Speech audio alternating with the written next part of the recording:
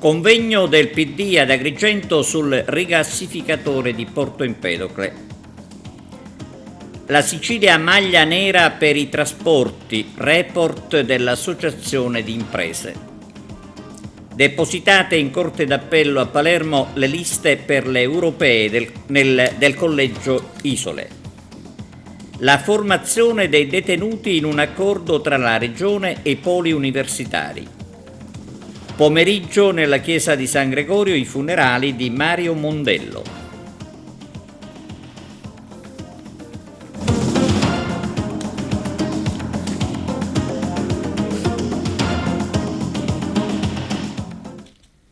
Buongiorno da TVA Notizie. Contro il rigassificatore di Porto Empedocle per uno sviluppo che valorizzi il territorio e i beni culturali.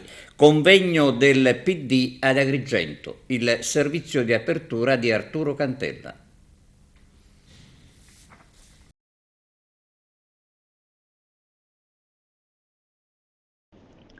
Un interessante dibattito si è svolto ieri presso il Circolo Empedocleo di Agrigento sul tema del rigassificatore a Porto Empedocle, organizzato dal Circolo Vittorio Giunti del Partito Democratico di Agrigento, che ha visto la partecipazione di vari esponenti del partito, sia locali che nazionali, come l'onorevole Franco Piro della segreteria nazionale, responsabile del settore energia del partito, del deputato agrigentino onorevole Giovanna Iacono, del deputato europarlamentare Pietro Bartolo, che tra l'altro ha presentato anche un'interrogazione parlamentare contro l'opera a Strasburgo, di Vittorio Messina, presidente di Confesercenti Sicilia, di Alessio Lattuca, presidente del Movimento per la Sostenibilità Ambientale, da tempo impegnato fattivamente con vari ricorsi al TAR contro la progettualità dell'impianto empedoclino e recentemente contro la decisione presa dalla regione siciliana di ripristinare l'opera che sembrava morta e sepolta per mano della stessa amministrazione del presidente della regione Schifani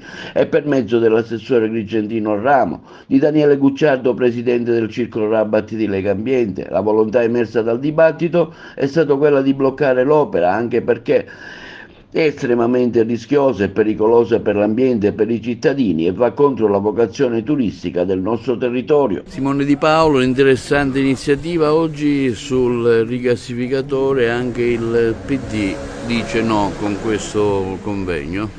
Sì, è un no ragionato, un no motivato, un no non preconcetto né tantomeno ideologizzato. È il no di una grande forza politica che vuole costruire un'alternativa di governo seria allo sfascio prodotto dalle destre, le quali pensano che lo sviluppo di questo territorio passi da un'opera la cui progettualità risale al secolo scorso, più di 20 anni fa, senza alcun tipo di contestualizzazione con la vera vocazione di questo territorio, che deve essere turistica, deve essere culturale. Noi vogliamo le grandi opere in provincia di Agrigento, segnalando che in più di 50 anni le destre non hanno portato nessun tipo di finanziamento, nessun tipo di opera. Vogliamo il raddoppio dell'autostradale, vogliamo l'aeroporto, ma vogliamo innanzitutto una visione di sviluppo. Non è pensabile realizzare un'opera simile nel cuore di uno dei tratti costieri più pregiati d'Europa, con insediamenti turistico ricettivi fra i più importanti del Mediterraneo, con riserve naturali di straordinario pregio. Non ha alcun senso realizzare un'opera simile e noi vogliamo dire ad Agrigento senza alcun tipo di equivoco che il nostro no è allo stesso tempo un sì ad una vera vocazione di sviluppo che dia futuro e che dia opportunità ai nostri giovani. Per tre motivi: è un'opera estremamente rischiosa, è dannosa per l'ambiente e soprattutto va in controtendenza rispetto a quella che è la vocazione turistica della nostra zona. È pericolosa perché tratta una materia particolarmente infiammabile, si tratta di gas e in caso di incidente potrebbero esserci conseguenze decisamente catastrofiche per il centro abitato, che praticamente si trova a poche centinaia di metri dal sito prescelto. È un'opera dannosa perché il suo funzionamento comporta inquinamento e clorazione delle acque, inquinamento dell'aria e ha anche ripercussioni sull'operatività del porto, che si trova estremamente vicino.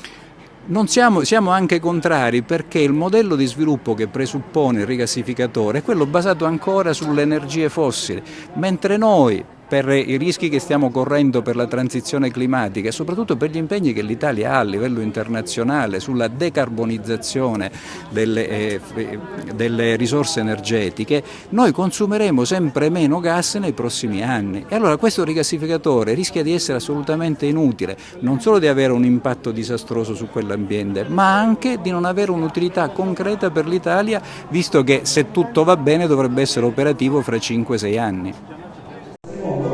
Alessio Lattuca, presidente del Movimento per la Sostenibilità Ambientale, come valuti questa iniziativa del PD contro il rigassificatore empedoclino?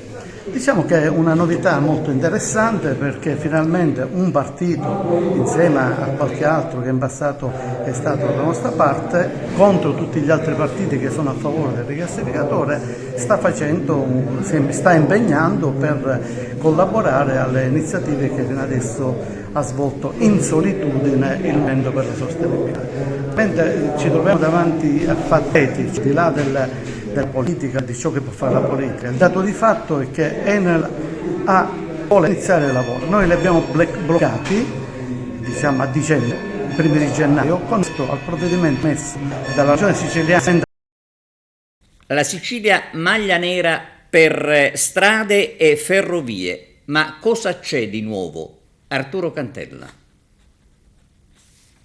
Analisi impietosa quella fatta dalla Conflavoro nella persona del suo vicepresidente nazionale e presidente regionale Giuseppe Pullara, che in rappresentanza degli imprenditori siciliani ha illustrato nel corso di diversi incontri avuti a Roma con alcuni esponenti del governo nazionale i dati relativi alla rete stradale siciliana, sintetizzando in 140 le opere incompiute nella regione, ma anche la condizione della rete ferroviaria e portuale, spesso vecchie e poco funzionali, che ostacolano l'export e le attività commerciali dell'isola. Conflavoro ha analizzato i dati del libro bianco di Union Trasporti Union Camere. Dei 14.700 km di rete stradale siciliana, solo il 5% rientra nella categoria autostrada e il 27% in quella della cosiddetta rete di rilevanza nazionale gestita dall'ANAS.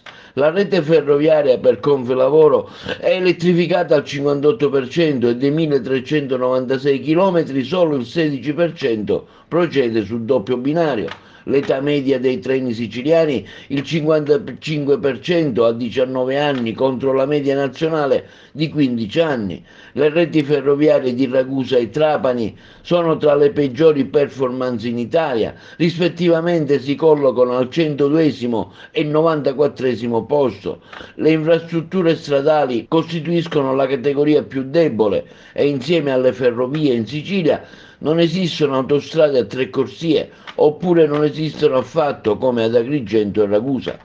Agrigento continua nel suo rapporto con Conflavoro in particolare alle peggiori infrastrutture stradali, considerando il sud delle isole al 99° posto. Conflavoro rileva inoltre come in Sicilia siano presenti 140 opere infrastrutturali incompiute, il cui termine contrattuale per l'ultimazione è stato superato. Si tratta di oltre il 30% del dato complessivo nazionale e di un dispendio di risorse che supera i 400 milioni di euro. Con il ponte sullo stretto si stima un guadagno anno per la Sicilia di 6 miliardi e mezzo di euro, un aumento del 7,4 del PIL regionale. Si stimano inoltre 15.000 posti di lavoro ogni anno. Siamo impegnati presso le istituzioni nazionali e regionali per sollecitare l'adeguamento dell'intero sistema infrastrutturale siciliano, conclude nel suo comunicato Giuseppe Pullara, vicepresidente nazionale di Conflavoro. È una buona notizia per la provincia di Agrigento, che risulta indenne per brucellosi bovina, collocandosi al primo posto tra le province siciliane. Il servizio. La provincia di Agrigento è la prima in tutto il territorio regionale a raggiungere lo status di provincia indenne da brucellosi bovina, A comunicarlo oggi è l'ufficio stampa dell'ASP di Agrigento relativamente ai valori resi noti dal servizio 10 della sanità veterinaria del Dipartimento Epidemiologico della Regione Siciliana, diretta dal dottor Pietro Schembri. Un risultato di estremo rilievo sia sotto il profilo della tutela della salute pubblica per l'abbattimento dei rischi connessi alla trasmissione della malattia, sia per gli indubbi vantaggi economici a favore delle attività zootecniche locali. 0 i casi positivi, 0 i focolai riscontrati negli ultimi 3 anni permettono all'azienda sanitaria provinciale di Agrigento e al suo territorio di trovarsi ai vertici della particolare classifica siciliana che riguarda le attività di controllo e eradicazione della pericolosa patologia. Il dato riguarda l'anno 2023, ben 396 aziende controllate su 396 presenti in provincia e il totale dei capi pari a 8.090 unità. Il risultato è sovrapponibile agli anni 21 e 22 con il dato rispettivamente di 418 su 418 e 399 su 399 aziende controllate, pari al 100% degli animali monitorati. I valori resi noti rendono atto di un intenso e meticoloso lavoro di eradicazione, iniziato già nel lontano 1968 e che ha reso più agevole la fattiva collaborazione degli allevatori agrigentini. È proseguito ogni anno mediante l'effettuazione semestrale dei prelievi e i conseguenti test di laboratorio su tutto il patrimonio bovino della nostra provincia. La capillare azione svolta dal Dipartimento di Prevenzione Veterinario dell'ASP di Agrigento e i risultati conseguiti nel periodo preso in esame hanno indotto il commissario straordinario dell'azienda provinciale di Agrigento ad esprimere il suo apprezzamento nei confronti della struttura diretta provincialmente dal dottor Lorenzo Alfano, ai dirigenti medici veterinari, agli specialisti ambulatoriali, al direttore della sanità animale Salvatore Ciccarello e a tutto il personale del Dipartimento impegnato quotidianamente. Dolore e sgomento ad Agrigento per la tragica scomparsa del commercialista Mario Mondello, assai noto in città per il suo impegno professionale. Domenica scorsa a Marsala aveva partecipato alla Maratona del Vino. Sono tanti i messaggi di cordoglio alla famiglia. Mondello da atleta ha partecipato ad ogni gara e lo faceva con passione e domenica, come dicevamo, era stato a Marsala per la maratona. I funerali di Mario Mondello verranno celebrati pomeriggio alle 16 nella chiesa di San Gregorio in via Cavaleri Magazzeni. Le liste per le europee dell'8 e 9 giugno, in tutto 10 con 80 candidati per il Collegio Isole, sono state depositate in Corte d'Appello a Palermo. Arturo Cantella.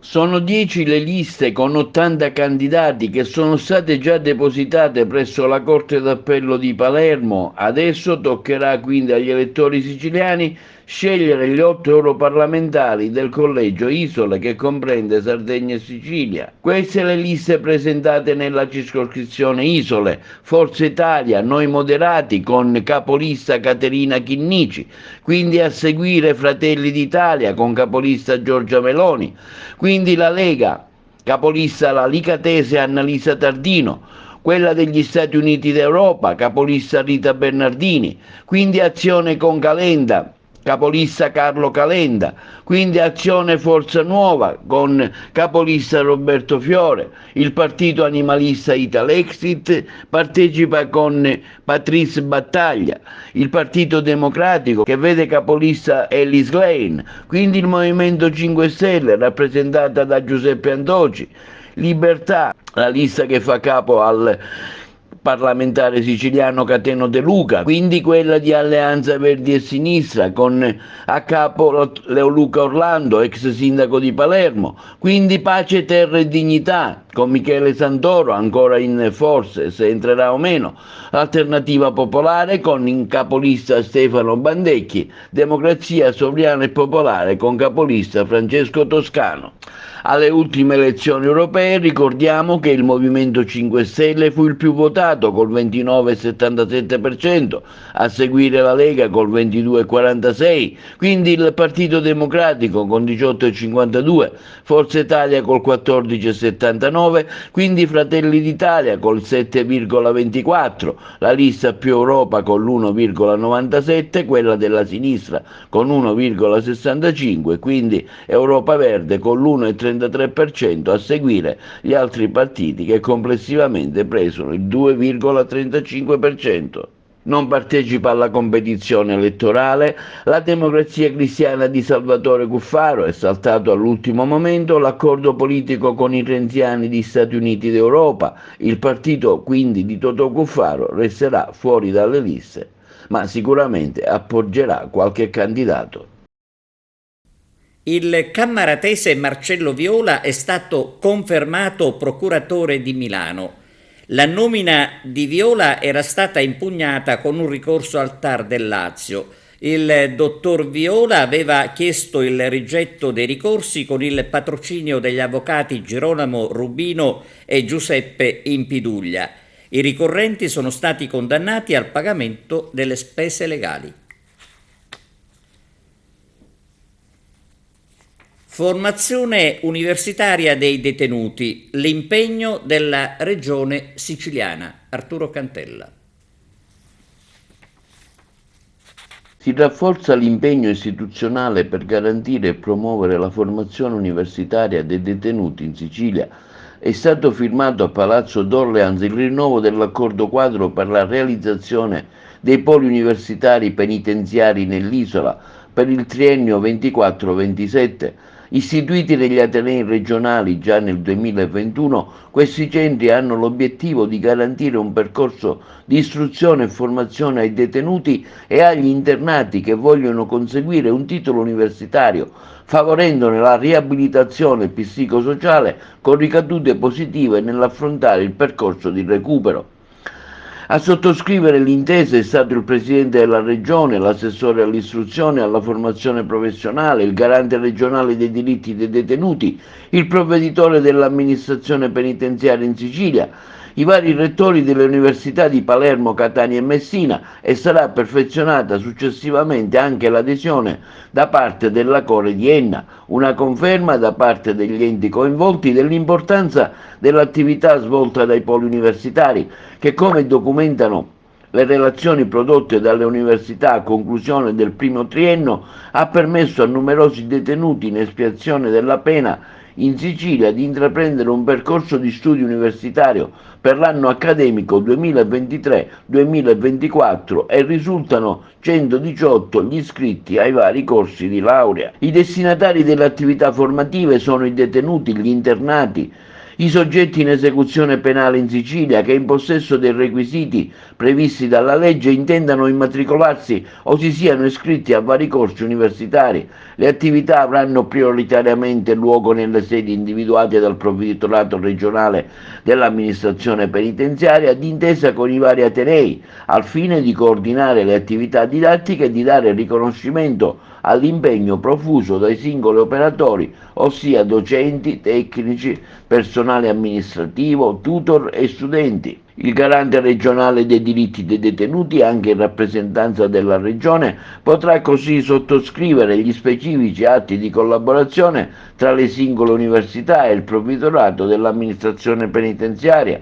La Regione siciliana si impegna a contribuire alle spese necessarie e al perseguimento delle finalità dell'accordo stesso.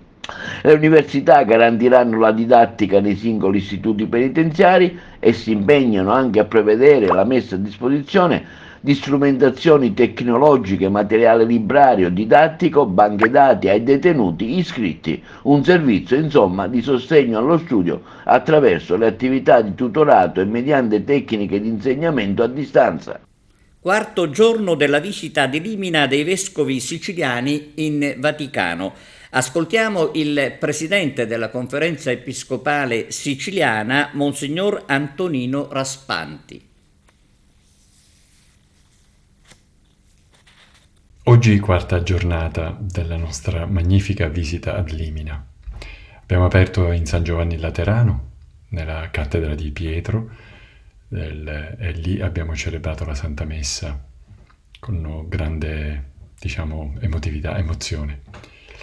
E successivamente 2 dicasteri molto belli, quello per la famiglia e la vita e i laici, un incontro fruttuoso di scambi su tematiche di fondo, soprattutto sul laicato, l'organizzazione del laicato associato, come anche una discussione sulla vita, sul senso della vita, dalla nascita alla fine, e poi sulla pastorale familiare, tutte le difficoltà della vita familiare e il modo con cui noi attraverso i nostri operatori possiamo educare la famiglia al meglio alla vita del Vangelo.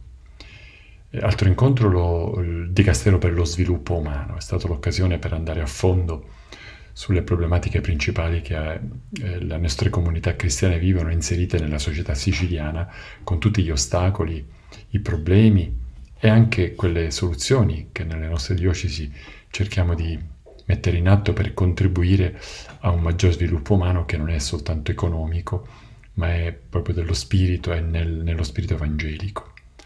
Nel pomeriggio è stata la volta del Dicastero per la dottrina della fede, dove abbiamo soprattutto parlato della trasmissione della fede e quindi le difficoltà di trasmettere la fede in un linguaggio moderno ai più giovani. Quindi il Dicastero per l'educazione e la cultura.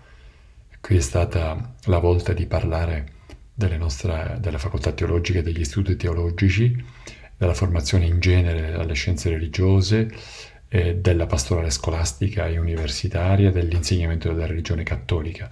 Un discorso veramente a 360 gradi, molto cordiale e molto bello. Infine alcuni di noi, soltanto alcuni, abbiamo avuto l'incontro con le missioni, per le missioni propaganda fide, dove abbiamo parlato dell'incontro con comunità lontane presso le quali noi abbiamo delle vere e proprie missioni, le nostre comunità, o viceversa alcuni sacerdoti di quel luogo vengono qui da noi per darci una mano nella vita pastorale. Ultimo momento, avere una perla, ci siamo recati a Santa Maria in Trastevere, dove abbiamo pregato in una basilica piena con la comunità di Sant'Egidio, la solita preghiera serale che loro fanno alle 8 della sera, e poi la comunità di Sant'Egidio ci ha invitato a una cena molto fraterna, amichevole, che ha chiuso la giornata, il nostro quarto giorno di visita pastorale. Domani sarà l'ultimo. Lo Stato dovrà risarcire con 300.000 euro Francesco Paolo Cocco, 3 anni in carcere e poi assolto per il delitto Fragalà. Era finito in carcere perché accusato di aver partecipato all'omicidio dell'avvocato Enzo Fragalà. Adesso Francesco Paolo Cocco, dopo essere stato assolto, sarà risarcito con 300.000 euro. Cocco incensurato rimase in carcere per 3 anni, dal 15 marzo 2017 al 23 marzo 2020. Nell'inchiesta a suo carico confluirono l'intercettazione di un dialogo con la moglie e le dichiarazioni del collaboratore di giustizia Francesco Chiarello. Quest'ultimo non è stato ritenuto però attendibile, anche perché smentito da un altro pentito, Antonino Siragusa. Enzo Fragalà fu pestato a morte sotto il suo studio a pochi passi dal Palazzo di Giustizia di Palermo la sera del 23 febbraio 2010. Morì in ospedale dopo 3 giorni di agonia. Oltre a Paolo Cocco fu assolto anche Francesco Castronovo. Lo scorso anno per il delitto sono stati invece condannati con sentenza definitiva 4 persone. La pena più alta, 30 anni, è stata inflitta ad Antonino Abbate, boss della Calza, l'esecutore materiale del pestaggio costato la vita al professionista di origini catanesi, ma vissuto sempre a Palermo. 24 anni invece a Francesco Arcuri, capomafia del Borgo Vecchio, il mandante del delitto. 22 anni per Salvatore Ingrassia, che fece parte del comando con funzioni logistiche. 14 anni infine per Antonino Siragusa, reo confesso, all'inizio poco creduto della procura, invece ritenuto pienamente attendibile dai giudici di primo e secondo grado, che gli riconobbero le attenuanti della dissociazione. L'obiettivo della mortale aggressione sarebbe da collegare all'interno di Cosa Nostra, di impartire una punizione al professionista reo di aver assunto in procedimenti penali per reati di mafia posizioni non conformi agli interessi del sodalizio. Quello di Fragalà, infatti, per i giudici fu un omicidio di mafia vero e proprio, una punizione del boss, per l'avvocato ritenuto uno sbirro, poiché avrebbe spinto i suoi clienti a collaborare con i magistrati. Fragalà, facendo il proprio mestiere, finiva per danneggiare gli interessi di Cosa Nostra. La sua punizione doveva suonare come un avvertimento per l'intera avvocatura palermitana. Coperta dalla Guardia di Finanza e il Comando Provinciale di Siracusa, una truffa che ha consentito nel corso di indagini dirette dalla locale Procura della Repubblica il sequestro preventivo di circa 13 milioni di euro, importo corrispondente al valore dei beni immobili e dei decreti fiscali fittizi relativi al super bonus 110. L'attenzione dei finanzieri del nucleo Polizia Economico-Finanziaria è stata rivolta a 2 contratti di compravendite immobiliari stipulati in qualità di acquirenti da una coppia di coniugi risalenti al 2020 e al 2021 e aventi a oggetto in entrambi i casi un fabbricato in stato di abbandono e l'annesso terreno agricolo. Subito dopo la stipula del rogito veniva registrata all'anagrafe tributaria la costituzione di 2 condomini con sede nella provincia di Siracusa e Ragusa, di cui una signora, la moglie, risultava essere rappresentante. Dopo aver ottenuto le prescritte autorizzazioni locali, venivano avviati i lavori di ristrutturazione edilizia con demolizione e ricostruzione degli immobili al fine di trasformarli in strutture residenziali e turistico-ricettive. A fronte dei costi sostenuti, i predetti condomini avanzavano le richieste per il beneficio fiscale del super bonus, ottenendo il riconoscimento di un credito pari al 110% di quanto speso per i lavori. Sebbene tali pratiche amministrative non presentino alcun profilo di illegalità nel rispetto della normativa di settore contenuta nel decreto rilancio che ha disciplinato l'agevolazione fiscale in argomento, tuttavia i finanzieri avrebbero accertato la fraudolenza di tale agire. Infatti sarebbe stato riscontrato che prima della stipula dei 2 rogiti i coniugi procedevano, senza averne ancora titolo e con l'ausilio di alcuni professionisti compiacenti, al frazionamento catastale dei 2 fabbricati mediante la costituzione di 118 nuovi subalterni rispetto ai 4 originari, con l'unica finalità, come le indagini hanno dimostrato, di ottenere un beneficio fiscale di gran lunga maggiore rispetto all'importo spettante. A riguardo, la disciplina del super bonus 110% consente di poter usufruire di un ammontare massimo per singola unità immobiliare pari a 96.000 euro. In ragione di quanto sopra, su delega della Procura della Repubblica di Siracusa, dopo aver iscritto nel registro degli indagati responsabili per il reato di truffa per il conseguimento di erogazioni pubbliche, i finanzieri procedevano al sequestro preventivo del complesso immobiliare del valore di oltre 8 milioni di euro di crediti fiscali già concessi per 1,3 milioni di euro e di ulteriori 3,5 milioni di euro ancora in fase di riconoscimento, pronti a essere utilizzati in compensazioni delle imposte dovute, generando un ingente danno all'erario. Campioni oltre le barriere, progetti inclusivi di arte e sport a Messina, la corrispondenza con l'interessante convegno.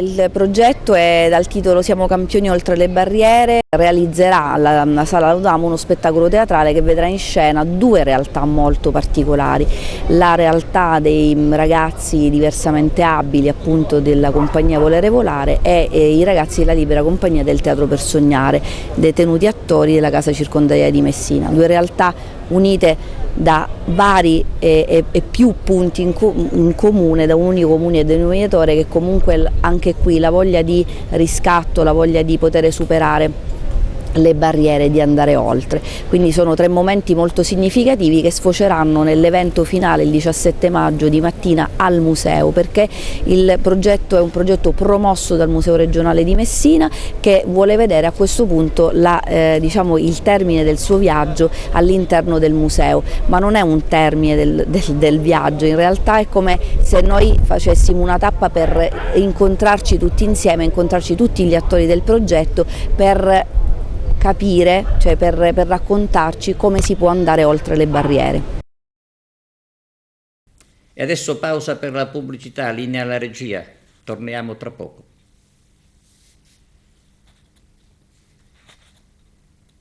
Un nuovo processo per l'ex magistrato Saguto, e questa volta per falso.